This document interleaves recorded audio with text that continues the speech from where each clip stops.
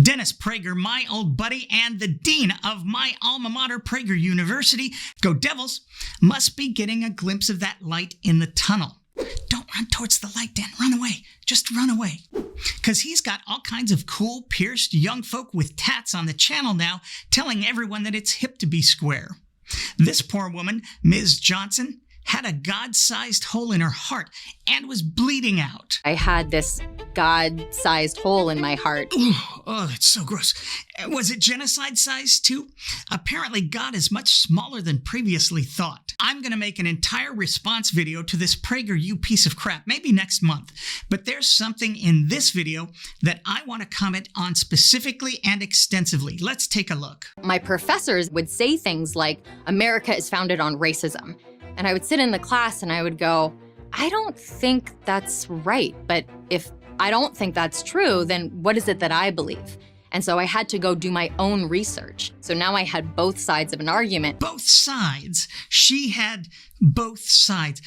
Gee, where have I heard that before? I know I've heard that somewhere before. Both sides. It sounds so familiar.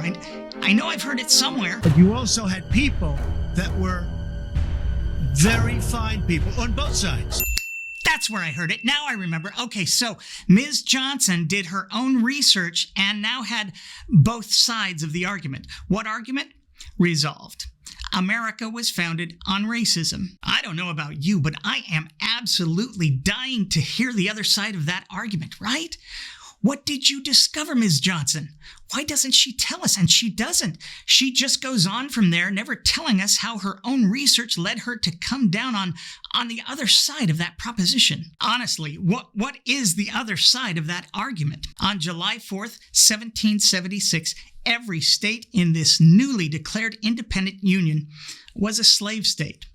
The 500,000 enslaved black people in this country made up 17% of the population in 1790.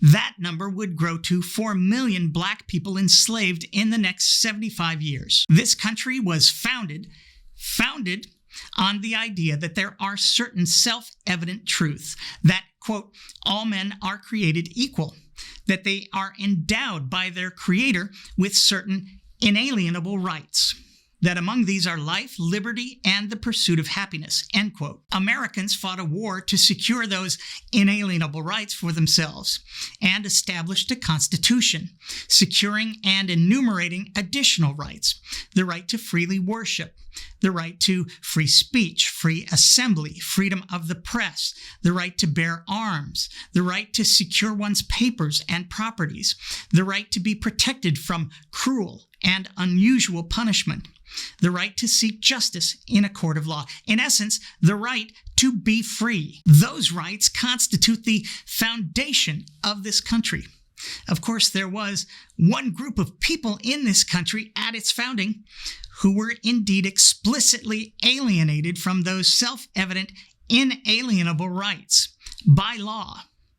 I wonder if Miss Johnson knows what distinguished that one group from the others. Does she know what it was that kept those people from their self-evident, inalienable rights and freedoms?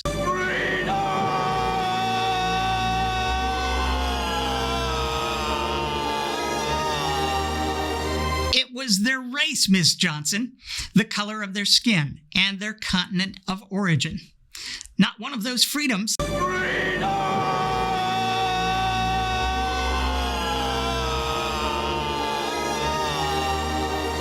Thank you. Not one of those freedoms were given to the black people who were here in America only because they had been kidnapped, taken from their homes and families, and brought here to brutally work themselves to the bone as slaves. That would continue for another 89 years, in addition to the 157 years prior. That's a total of 246 years, as long as this country has been a country. Imagine that. And it must be noted that this says nothing of the native peoples, also dark-skinned, who were here when the colonists arrived and treated perhaps even worse. Though at this point, that's like comparing one pile of crap to another, isn't it? It's all just utter, horrible, grotesque crap. That founding racism continues to permeate every aspect of this country today, most obviously in the disparity of wealth between white people and black people, who have 1/10 the wealth of white Americans. For 246 years, black people had every penny they earned in this wonderful meritocracy stolen from them, and then were denied every opportunity to acquire wealth and pass it on for another century, creating a permanent underclass of black people who, because of their unwarrantedly low status and complete lack of power, have been continually denied equal access to wealth, jobs, housing, education, upward mobility, voting and representation, healthcare, justice, longevity, and almost every other right and privilege imaginable. Even basic compassion, understanding, and forgiveness. I've never actually wanted Prager University to make a video, not before this. But now, I'm freaking dying to find out what Ms. Johnson discovered doing her own research into this topic. Is there another side? Are both sides of this question filled equally with very fine people? I'm just not seeing it.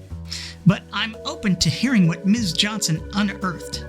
Truly, please, Ms. Johnson, tell us what you discovered. For PragerFU, I'm me. Thanks for watching.